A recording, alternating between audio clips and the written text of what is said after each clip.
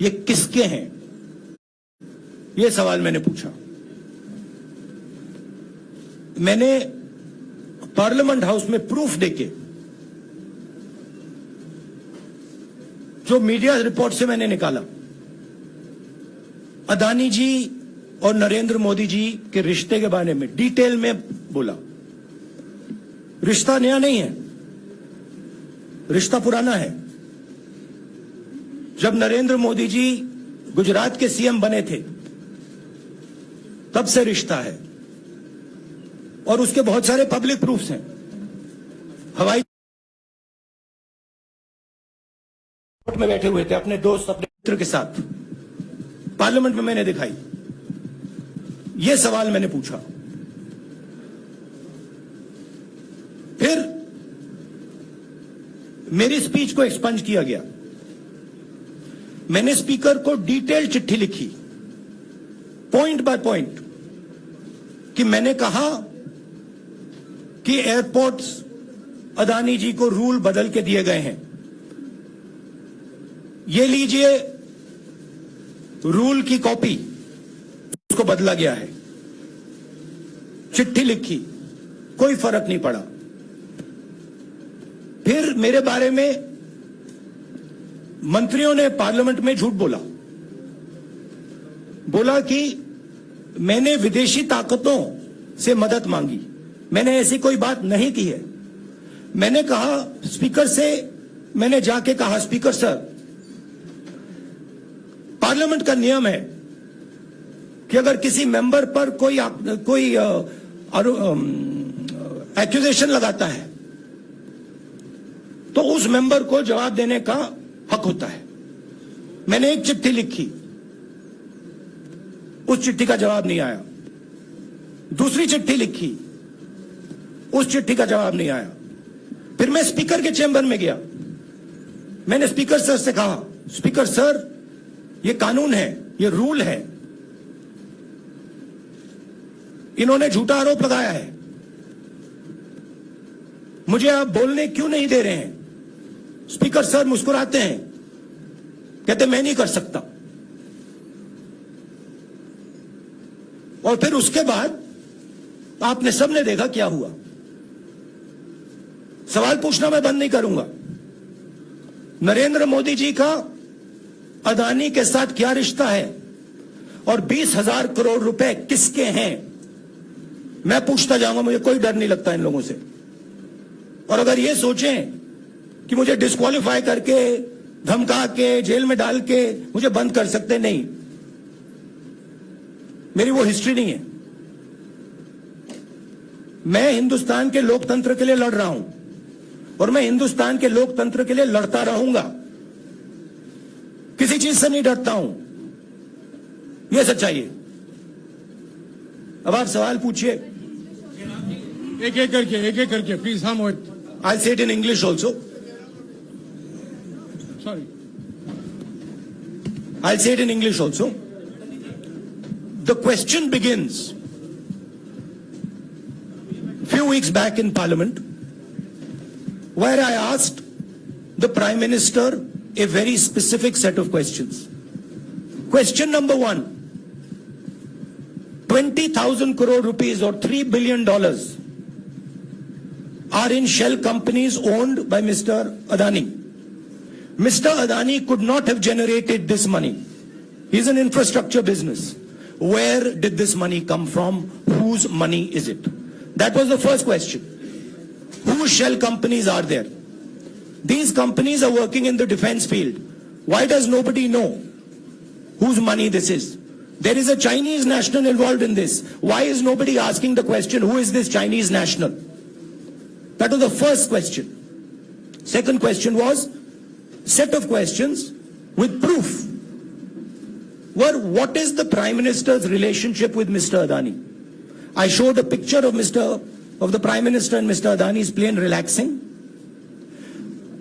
I gave documentation about the defense industry, about the airports, about statements made in Sri Lanka, about statements made in Bangladesh, pictures of Mr. Narendra Modi sitting with the State Bank chairman in Australia, And I put this proof on the table. Immediately after that, the BJP started its work. My speech was expunged. I wrote a letter to the speaker with a detailed explanation on the defense industry, on the airports, with press clippings, supporting documents, legal documents, and said, this is the supporting foundation of my speech. I have not made this speech, I have not invented this. This is detailed research, here it is. Nothing happened. Nothing was revoked. My speech today is not part of the record of Parliament. The same, by the way, was done with Mr. Kharge. After that, BJP ministers lied about me in Parliament. They made the statement to distract from the Adani issue. The whole game, disqualification, and all these statements are to distract from the central question, whose money is it? 20,000 crores, whose is it? Kiska hai ye? That's the main question. The whole thing is to distract. So, they said that I've asked foreign forces to help India. Most ridiculous statement. I have never made such a statement. You can look at all the conversations I had in the United Kingdom. Not one such statement was made. In fact, I said this is India's problem. India has to resolve this problem, right? A minister lies on the floor of the House. I wrote to the Speaker and I said, Speaker, sir, it is my right as a member of Parliament, when somebody makes an accusation, to state my position. Please let me state my position.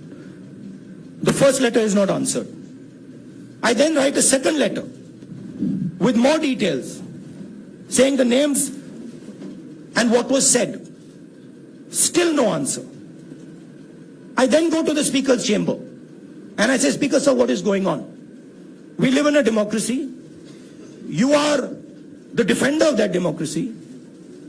Why are you not letting me make my statement? The Speaker smiles and says, I cannot do that. Come and have a cup of tea with me. Right? So this is the whole drama that is being orchestrated to defend the Prime Minister from the simple question. Whose 20,000 crore rupees, whose $3 billion went to Mr. Adani shell companies? हाँ जी मोहित, एक minute सबको मौका मिलेगा. राहुल जी, मोहित दुबे हूं मैं. मेरा सवाल ये है कि आप शहीदों. By the way, sorry, I just need to finish that. I left out a part. Look, I am here defending the democratic voice of the Indian people. I will continue to do that. I am not scared of these threats, of these disqualifications, of these allegations, of these prison sentences. I don't care. I'm not scared of them. Okay? These people don't understand me yet. I am not scared of them. They are used to everybody being scared of them. I am not scared of them. Right? And I will continue to ask the question, what is the Prime Minister's relationship with Mr. Adani? It is an old relationship. It is a relationship that began when he was Chief Minister of Gujarat.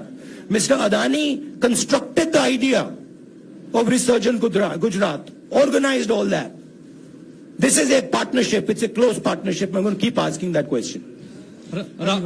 Rahul ji, मैं मोहित दुबे हूं. मेरा सवाल यह है कि आप शहीदों के परिवार से आते हैं. आपकी दादी भी डिस्क्वालीफाई हुई, जनता के बीच गई, आप सत्ता में वापस आए. आज के दौर में राहुल गांधी भी डिस्क्वालीफाई हो गए हैं क्योंकि तमाम आपने इश्यूज को उठाया, चीन के इश्यूज को उठाया.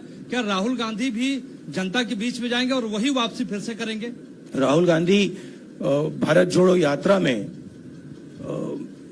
4.5 महीने जनता के बीच में रहेंगे और वो मेरा काम है, वो मैं करता जाऊंगा. हाँ जी अनवर. आज के हिंदुस्तान में जो पहले राजनीतिक पार्टियों को सपोर्ट मिलती थी, मीडिया से मिलती थी, बाकी इंस्टीट्यूशन से मिलती थी, वो नहीं मिलती है. तो ऑपोजिशन की पार्टीज को एक ही रास्ता है, जनता के बीच में जाने का. हाँ जी अनवर. सर, भारतीय जनता पार्टी ने आप पर ओबीसी समुदाय के अपमान का आरोप लगाया है. इस पर आप क्या जवाब देना चाहेंगे भारतीय जनता पार्टी को? मैं पिछले भारत जोड़ो यात्रा में आप मेरी कोई भी स्पीच देख लीजिए, मैं वहां कह रहा हूं सब समाज एक हैं, सबको एक साथ चलना चाहिए, भाईचारा होना चाहिए, नफरत नहीं होनी चाहिए, हिंसा नहीं होनी चाहिए। तो मेरी पोजीशन बिल्कुल क्लियर है। ये ओबीसी का मामला नहीं है, ये नरेंद्र मोदी जी और अदानी जी के रिश्ते का मामला है। 20,000 करोड़ रुपए जो अदानी जी को पता नहीं कहां से मिले, उसके बारे में मैं सवाल पूछ रहा हूं और उसका जवाब चाहिए। बीजेपी ध्यान को भड़काने की कोशिश करती है, कभी ओबीसी की बात करेगी, कभी विदेश की बात करेगी, कभी कुछ और बात करेगी, कभी डिस्क्वालिफिकेशन की बात करेगी, मगर सवाल यही है 20,000 करोड़ रुपए, $3 बिलियन किसका था? संजय मिश्रा, और वो अदानी का पैसा नहीं हो सकता। संजय मिश्रा,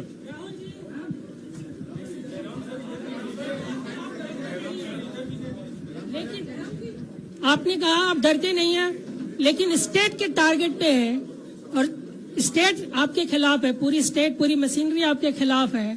ऐसे में आपके सामने चैलेंजेस बहुत बड़ा है, तो रास्ता क्या है, रणनीति क्या देखिए है? भैया, चाहे स्टेट हो चाहे कुछ भी हो, मैं सच्चाई को देखता हूं, मुझे और किसी चीज में इंटरेस्ट नहीं है। मैं सच्चाई बोलता हूं। राजनीति में यह फैशनेबल बात नहीं है, मगर यह बात मेरे खून में है। मैं और कोई रास्ता निकाल ही नहीं सकता हूं। तो मेरा काम यह है, यह मेरी तपस्या है, जीवन की तपस्या है, उसको मैं करता जाऊंगा। चाहे मुझे डिस्क्वालीफाई करें, मारे पीटे, जेल में डाले, मुझे कोई फर्क नहीं पड़ता। मुझे अपनी तपस्या करनी है। इस देश ने मुझे सब कुछ दिया है। शांत हो जाइए। इस देश ने मुझे सब कुछ दिया है, प्यार दिया है, इज्जत दी है, इसलिए मैं ये करता हूं। हाँ Supriya. Sir, Rahul sir, BJP के जो लीडर्स आप पे अटैक कर रहे हैं उस पर आप क्या कहेंगे? और इसके अलावा वायनाड, वहां पर जब से खबर गई है वहां पे लोग बहुत डिसबिलीफ में हैं, प्रोटेस्ट भी इरप्ट हो रहा है, आप अपनी कॉन्स्टिट्यूएंसी के लोगों को क्या कहना चाहेंगे? नहीं, मैंने सोचा है कि मैं अपनी, देखिए मैंने कॉन्स्टिट्यूएंसी में भी बोला कि वायनाड के लोगों के साथ मेरा पारिवारिक रिश्ता है, फैमिली प्यार का रिश्ता है। तो मैंने सोचा कि मैं वायनाड के लोगों के लिए अपनी एक चिट्ठी लिखूं उनके लिए कि मेरे दिल में उनके लिए क्या है, तो वो तो मैं रिजॉल्व कर दूंगा। उनका, देखिए, बीजेपी के नेताओं का काम यही है। देखिए, वो सब नरेंद्र मोदी जी से डरते हैं, कारण आप जानते हो। नरेंद्र मोदी जी ने कहा कि देखिए ध्यान हटाना है। वो सब जानते हैं अदानी जी और नरेंद्र मोदी जी का रिश्ता, सारे के सारे जानते हैं क्या रिश्ता है, सब जानते हैं, मगर डरते हैं। तो अगर नरेंद्र मोदी जी ने उनसे कहा कि भैया ध्यान उधर करो, ध्यान उधर करेंगे। मगर सवाल यही है 20,000 करोड़ रुपए किसका है? हाँ जयनेंद्र। राहुल जी, पूरी कांग्रेस पार्टी, सर, पूरी कांग्रेस पार्टी ये कह रही है कि आप चाहे वो गुजरात की कोर्ट ने आपको सजा सुनाई या आपका निलंबन हुआ, ये सब कुछ केंद्र सरकार, प्रधानमंत्री के इशारे पर हो रहा है। लेकिन बीजेपी कह रही है कि कानून ने अपना काम किया है। तो जो ये दलील है कि कानून ने आपको सजा दी है और उसी की वजह से आपका निलंबन भी हुआ है, इस पर आप क्या देखिए, लीगल मैटर है, पर ये हुआ है? लीगल मैटर है। मैं हिंदुस्तान के लीगल सिस्टम को रिस्पेक्ट करता हूं। मैं लीगल मैटर पे इस प्रेस कॉन्फ्रेंस में बात नहीं करना चाहता हूं। हाँ संजीव। अगर आपके लीगल सवाल होंगे तो आप हमारी लीगल टीम से पूछ लीजिए। Sanjeev, 1 minute Sanjeev.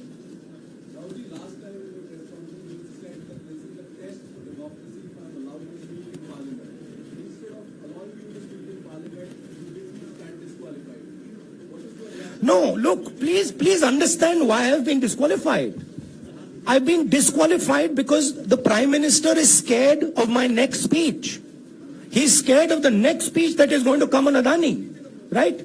I've seen it in his eyes. So he's terrified of the next speech that is going to come, and they don't want that speech to be in Parliament. That's the issue. That is why, first the distraction, now the disqualification. Please don't be confused about this matter. there is a deep relationship between Narendra Modi ji and Mr. Adani. There is a question. 20,000 crore rupees have suddenly arrived in Mr. Adani's shell companies. Where has this money come from? Whose money is it? It is, some of these companies are defense companies.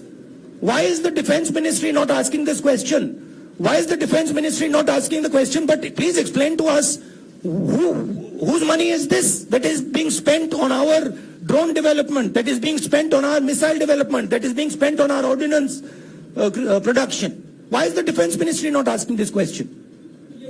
हाँ मंजरी please एक minute Manjari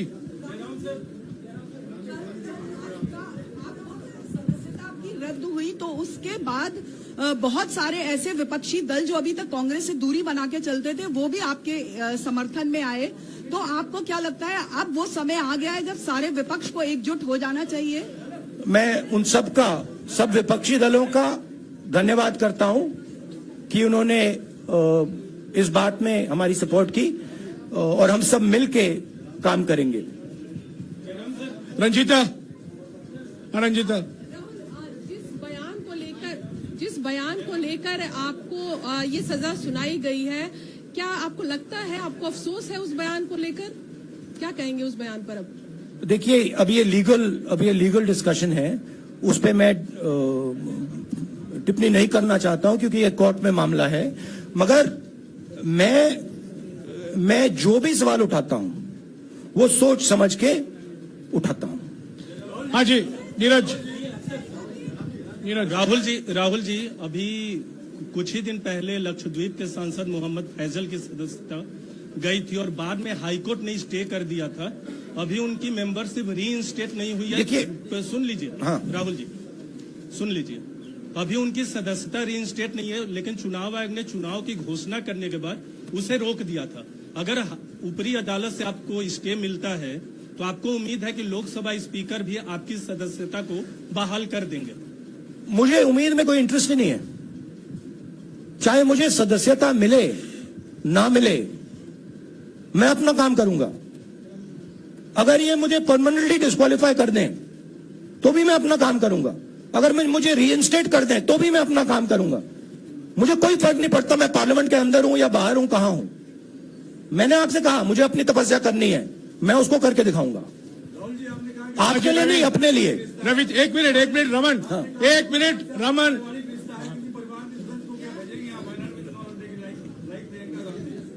it is not up to me, it is up to Congress president कौन जाएंगे। राहुल जी मेरा सवाल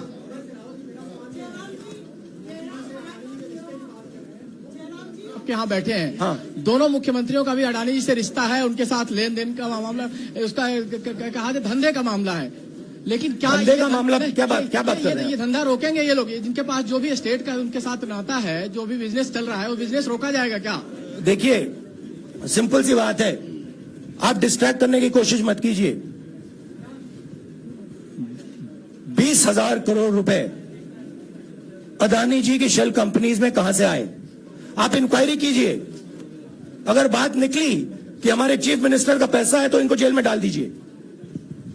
अगर बात निकली तो किसी और का पैसा है तो उसको जेल में डालिए। हाँ Siddharth sir, Rahul sir please. Madam एक मिनट। मैडम आप लोकतंत्र को समझिए।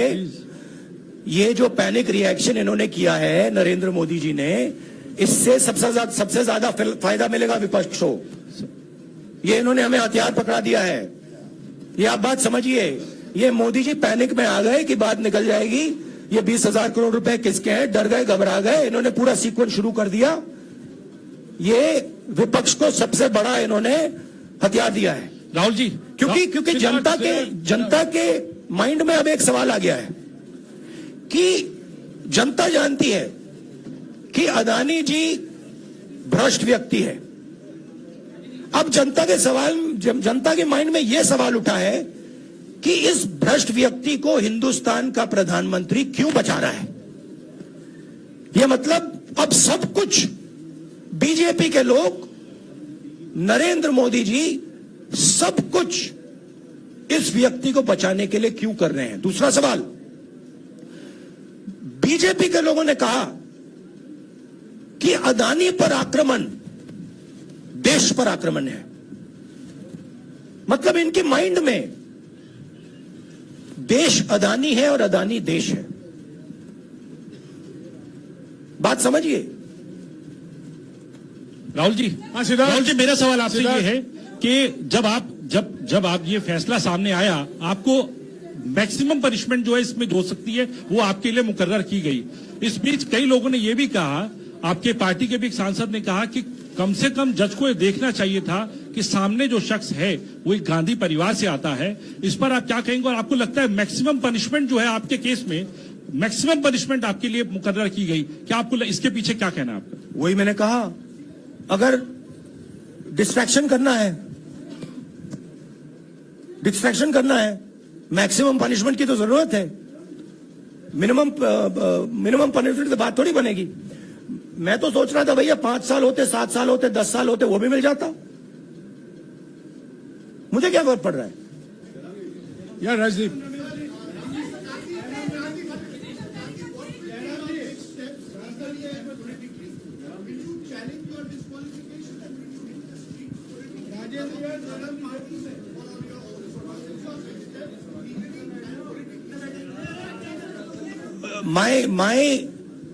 I have only one step, and that step is to fight for the truth in this country and to defend the democratic nature of this country that is under. Please let me finish, Rajdeep.